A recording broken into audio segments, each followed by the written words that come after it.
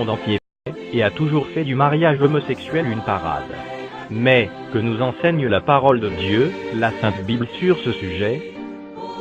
Car la question aujourd'hui est de savoir quelle est la pensée du Créateur et non celle de la créature concernant ce péché, que les hommes veulent à tout prix convertir en style de vie normal et approuvé de tous. Laissons la Sainte Bible, la parole de Dieu, l'autorité suprême de Dieu sur terre, nous apporter la lumière de Dieu à ce sujet. Tu ne coucheras point avec un homme comme on couche avec une femme, c'est une abomination.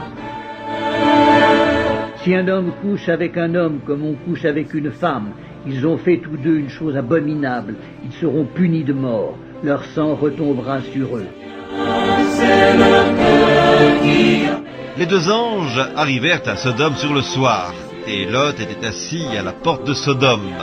Quand Lot les vit, il se leva pour aller au-devant d'eux, et se prosterna la face contre terre. Puis il dit: « Voici, mes seigneurs, entrez, je vous prie, dans la maison de votre serviteur, et passez-y la nuit. Lavez-vous les pieds, vous vous lèverez de bon matin, et vous poursuivrez votre route. » « Non, répondirent-ils, nous passerons la nuit dans la rue. » Mais Lot les pressa tellement qu'ils vinrent chez lui et entrèrent dans sa maison. Il leur donna un festin et fit cuire des pains sans levain, et ils mangèrent. Ils n'étaient pas encore couchés que les gens de la ville, les gens de Sodome, entourèrent la maison depuis les enfants jusqu'aux vieillards. Toute la population était accourue. Ils appelèrent Lot et lui dirent: « Où sont les hommes qui sont entrés chez toi cette nuit ? Fais-les sortir vers nous pour que nous les connaissions. » Lot sortit vers eux à l'entrée de la maison et ferma la porte derrière lui. Et il dit: « Mes frères, je vous prie, ne faites pas le mal. Voici, j'ai deux filles qui n'ont point connu d'homme. Je vous les amènerai dehors et vous leur ferez ce qu'il vous plaira. Seulement, ne faites rien à ces hommes puisqu'ils sont venus à l'ombre de mon toit. » Ils dirent: « Retire-toi. » Ils dirent encore: « Celui-ci est venu comme étranger et il veut faire le juge. Eh bien, nous te ferons pire qu'à eux. » Et pressant Lot avec violence, ils s'avancèrent pour briser la porte. Les hommes étendirent la main, firent rentrer Lot vers eux dans la maison et fermèrent la porte. Et ils frappèrent d'aveuglement les gens qui étaient à l'entrée de la maison, depuis le plus petit jusqu'au plus grand, de sorte qu'ils se donnèrent une peine inutile pour trouver la porte.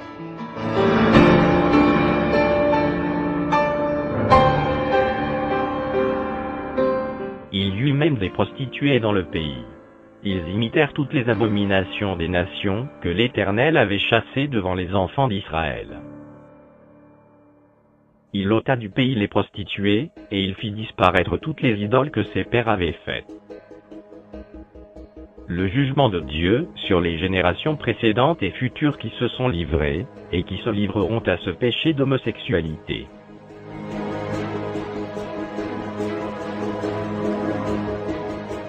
La colère de Dieu se révèle du ciel contre toute impiété et toute injustice des hommes qui retiennent injustement la vérité captive. Car ce qu'on peut connaître de Dieu est manifeste pour eux, Dieu le leur ayant fait connaître. En effet, les perfections invisibles de Dieu, sa puissance éternelle et sa divinité, se voient comme à l'œil depuis la création du monde, quand on les considère dans ses ouvrages. Ils sont donc inexcusables puisqu'ayant connu Dieu, ils ne l'ont point glorifié comme Dieu et ne lui ont point rendu grâce. Mais ils se sont égarés dans leurs pensées et leur cœur sans intelligence a été plongé dans les ténèbres. Se vantant d'être sages, ils sont devenus fous et ils ont changé la gloire du Dieu incorruptible en image représentant l'homme corruptible, des oiseaux, des quadrupèdes et des reptiles. C'est pourquoi Dieu les a livrés à l'impureté, selon les convoitises de leur cœur, en sorte qu'ils déshonorent eux-mêmes leur propre corps, eux qui ont changé la vérité de Dieu en mensonge, et qui ont adoré et servi la créature au lieu du Créateur, qui est béni éternellement. Amen. C'est pourquoi Dieu les a livrés à des passions infâmes, car leurs femmes ont changé l'usage naturel en celui qui est contre nature. Et de même les hommes, abandonnant l'usage naturel de la femme, se sont enflammés dans leurs désirs les uns pour les autres, commettant homme avec homme des choses infâmes, et recevant en eux-mêmes le salaire que méritait leur égarement. Comme ils ne se sont pas souciés de connaître Dieu, Dieu les a livrés à leur sens réprouvé pour commettre des choses indignes, étant remplis de toute espèce d'injustice, de méchanceté, de cupidité, de malice. Pleins d'envie, de meurtre, de querelles, de ruse, de malignité, rapporteurs, médisants, impies, arrogants, hautains, fanfarons, ingénieux au mal, rebelles à leurs parents, dépourvus d'intelligence, de loyauté, d'affection naturelle, de miséricorde. Et bien qu'ils connaissent le jugement de Dieu, déclarant dignes de mort ceux qui commettent de telles choses, non seulement ils les font, mais ils approuvent ceux qui les font.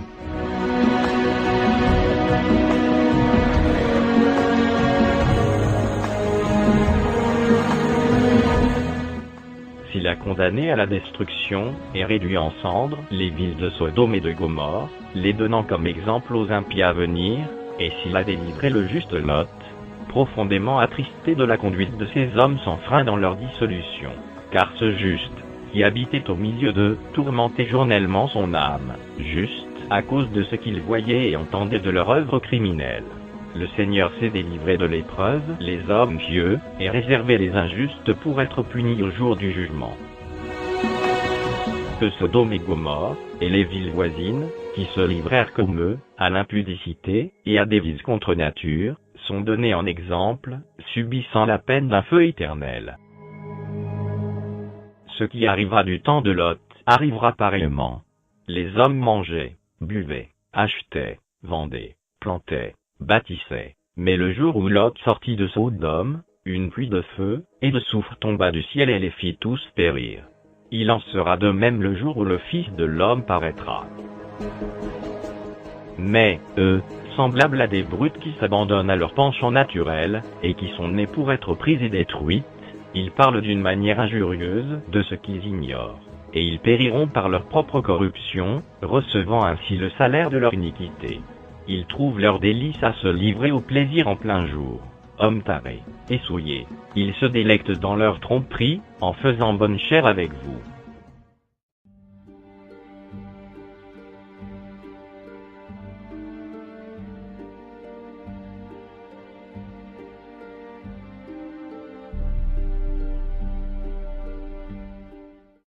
On voulait garder notre culture chinoise. Aussi, même si nous vivions en Amérique, nous étions toujours différents. Christopher Yuan est le fils d'immigrés chinois. Bien que né aux États-Unis, il ne s'est jamais senti intégré à ses camarades de classe. Les enfants sont toujours un peu cruels et se moquent de ceux qui sont différents. Christopher était petit pour son âge. Il jouait du piano et travaillait dur à l'école. Il n'était pas bon en sport comme les autres garçons. J'étais petit, j'avais des lunettes, j'étais le binoclard. On se moquait de moi parce que j'étais un peu plus féminin, sans doute parce que j'étais plutôt artiste.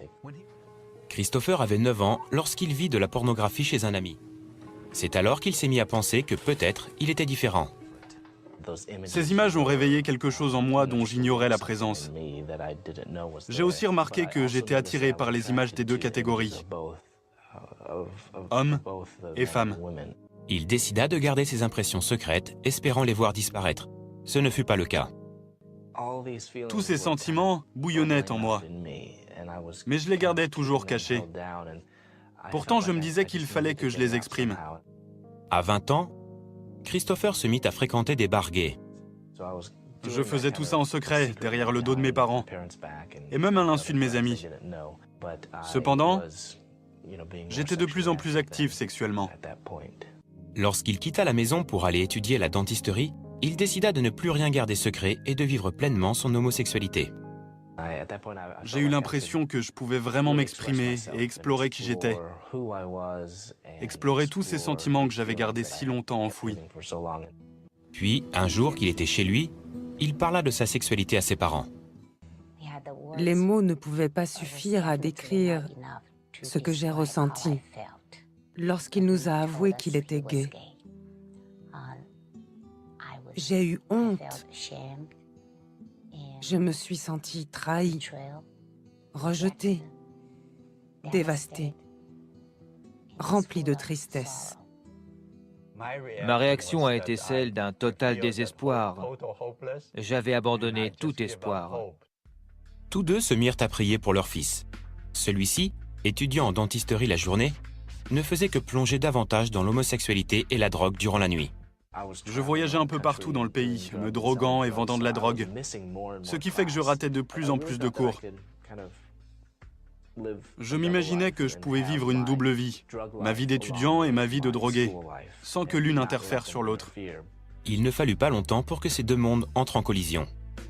Christopher fut alors renvoyé de sa faculté seulement 4 mois avant la fin de l'année.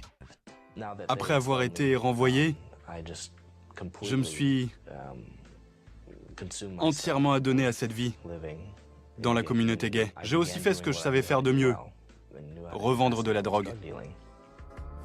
Il gagnait beaucoup d'argent et avait plusieurs rendez-vous sexuels chaque jour. En fait, j'étais traité comme une superstar et je me sentais vraiment invincible.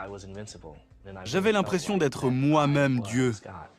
Ses parents refusèrent de l'abandonner, même si lui refusait de garder le contact. Chaque matin, avant de commencer la journée, j'allais prier. Dans une de mes prières, je disais « Seigneur, aie pitié de mon fils. » La réponse à cette prière se concrétisa un jour par des coups frappés à la porte de Christopher. J'ai ouvert la porte et ce n'était pas quelqu'un que j'avais déjà rencontré auparavant. C'était 12 agents fédéraux de la brigade de répression du trafic de stupéfiants. Et juste derrière moi, dans la cuisine, se trouvait toute ma drogue. Ils m'avaient pris en flagrant délit. Et j'ai été arrêté avec l'équivalent du prix de revente de 9 tonnes 100 de marijuana. 3 jours après avoir été envoyé en prison, quelque chose dans une poubelle attira son attention. Du coin de l'œil, j'ai vu quelque chose. Un livre. Je me suis arrêté et me suis penché pour le prendre. C'était une Bible Gédéon. Pour la première fois, j'ouvrais un bon livre. En le lisant, j'ai compris combien j'avais été rebelle, non seulement contre la loi et contre les hommes, mais aussi contre Dieu. Christopher apprit qu'il y avait des conséquences à ses actes. Ils m'ont envoyé dans le bureau de l'infirmière. Et j'ai vu sur le bout de papier que j'avais reçu 3 lettres et un signe. Je l'ai lu et c'était VIH positif. Christopher retourna dans sa cellule comme s'il venait d'être condamné à mort. Il s'allongea et regarda les graffitis sur le lit au-dessus de sa tête. J'ai remarqué quelques mots que quelqu'un avait griffonnés. Il était écrit « Si tu t'ennuies, lis Jérémie 29, 11. » Ce passage dit « Car je connais les projets que j'ai formés sur toi, dit l'Éternel. Des projets de paix et non de malheur. » Après avoir été condamné à 6 ans, après avoir appris que j'étais séropositif, j'étais au point le plus bas et le plus désespéré de toute mon existence. Mais ce soir-là, Dieu m'a donné suffisamment de foi pour tenir jusqu'au lendemain. Christopher s'appuya sur l'aide de Dieu pour tenir le coup, un jour à la fois. Et lors de cette période qui a duré 1 année environ, j'ai donné ma vie au Christ. Et c'est alors que j'ai compris que je n'allais plus vivre à ma manière, ou même encore à la manière du reste du monde, mais en lui soumettant tous mes espoirs et tous mes rêves. Sa relation avec Dieu se développant, Christopher avait de plus en plus de difficultés à justifier son homosexualité. Je me suis basé uniquement sur la Bible, et j'ai cherché, dans chaque verset, sur chaque page, dans chaque chapitre de la Bible, une justification pour l'homosexualité. Je n'ai jamais rien trouvé. Je me trouvais donc à un carrefour. Je devais prendre une décision. Soit j'abandonnais Dieu et sa parole pour vivre en homosexuel, en laissant mes sentiments dicter qui j'étais, soit j'abandonnais l'homosexualité en me libérant de mes sentiments pour vivre comme un disciple de Jésus-Christ. Ma décision était claire et évidente. J'ai choisi Dieu. Après avoir purgé sa peine, Christopher fut libéré de prison. Aujourd'hui, sa relation avec ses parents s'est rétablie. Il est instructeur au séminaire biblique de Moody à Chicago. et vit chaque jour pour accomplir sa mission. Personne ne sait s'il sera encore là demain. Pourtant, nous vivons comme s'il devait toujours y avoir un lendemain. Il aura fallu que je devienne séropositif pour réaliser que je devais vivre en profitant de chaque instant.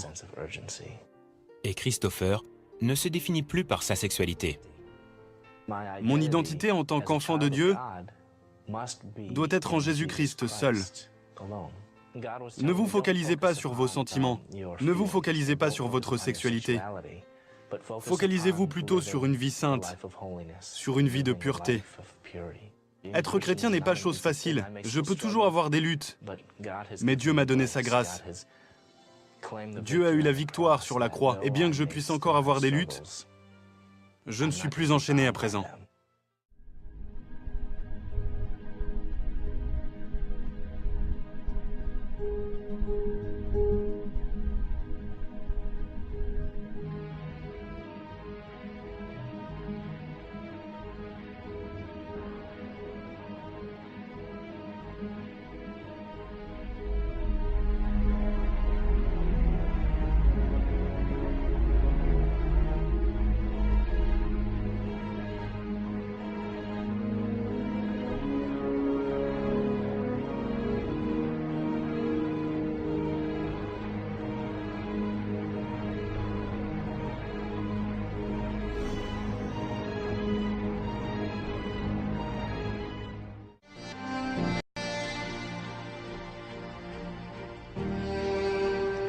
Chers amis, la Bible enseigne que le monde s'en va inexorablement, non vers la paix, mais vers une guerre ultime, de cataclysme, un Armageddon décrit au chapitre 7 de l'Apocalypse. Et avant d'arriver au paroxysme, cet holocauste, les choses iront en se détériorant, les choses vont aller de mal en pire, le monde s'enfoncera toujours de plus en plus dans le chaos, la confusion et le péché. Plus on approchera de la fin, les guerres vont augmenter. Le taux de criminalité va monter en flèche. Les crises économiques seront de plus en plus graves. Les catastrophes naturelles sans précédent, tremblements de terre, inondations, famine, épidémies, pestilences, tout cela a été décrit dans la parole du Seigneur. Et toutes ces calamités marqueront le déchaînement de la colère de Dieu sur notre monde impie et rebelle.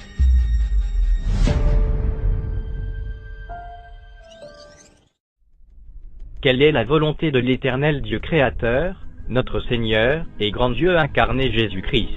Dans tout ceci, depuis le commencement, la seule et unique réponse immuable, invariable, certaine et éternelle, que nous donne la parole de Dieu, la Sainte Bible, est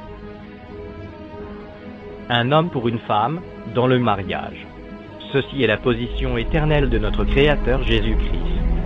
À prendre ou à laisser. L'Éternel Dieu dit, « Il n'est pas bon que l'homme soit seul, je lui ferai une aide, semblable à lui. » L'Éternel Dieu forma de la terre tous les animaux des champs et tous les oiseaux du ciel, et il les fit venir vers l'homme pour voir comment il les appellerait, et afin que tout être vivant portât le nom que lui donnerait l'homme. Et l'homme donna des noms à tout le bétail, aux oiseaux du ciel et à tous les animaux des champs. Mais pour l'homme, il ne trouva point d'aide semblable à lui. Alors l'Éternel Dieu fit tomber un profond sommeil sur l'homme qui s'endormit. Il prit une de ses côtes et referma la chair à sa place. L'Éternel Dieu forma une femme de la côte qu'il avait prise de l'homme, et il l'amena vers l'homme. Et l'homme dit, « Voici cette fois celle qui est os de mes os et chair de ma chair. On l'appellera femme, parce qu'elle a été prise de l'homme. C'est pourquoi l'homme quittera son père et sa mère, et s'attachera à sa femme, et ils deviendront une seule chair. »